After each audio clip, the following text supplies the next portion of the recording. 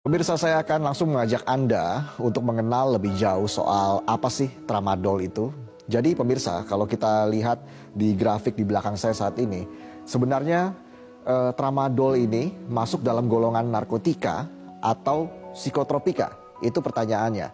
Tramadol adalah salah satu obat yang akhir-akhir ini memang cukup sering terdengar ya.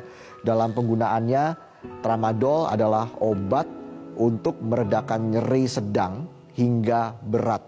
Tramadol masuk ke dalam narkotika jenis opioid atau opiat, bisa menyebabkan ketergantungan mental atau fisik, dan cara kerjanya, tramadol bekerja dengan mengubah cara otak dalam merasakan sakit.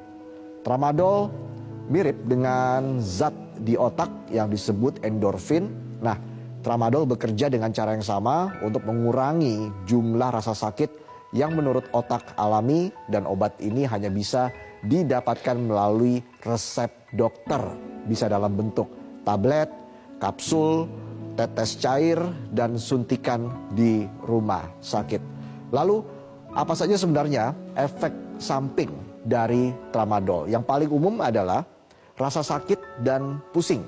Selain itu mual, lalu kekurangan energi, berkeringat, dan mulut kering.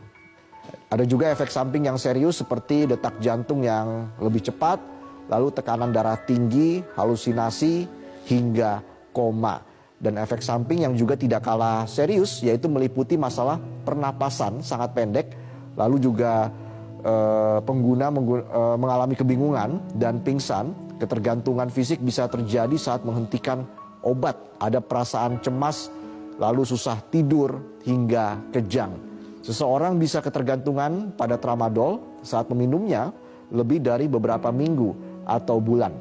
Orang dengan riwayat penyalahgunaan narkoba lebih beresiko mengembangkan ketergantungan terhadap tramadol.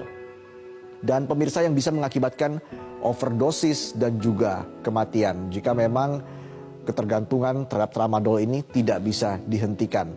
Dan terakhir, kalau kita membahas soal regulasi, soal tramadol ini bisa ditemukan dalam peraturan BPOM nomor 10 tahun 2019 tentang pedoman pengelolaan obat-obat tertentu atau OOT yang sering disalahgunakan, termasuk tramadol di dalamnya.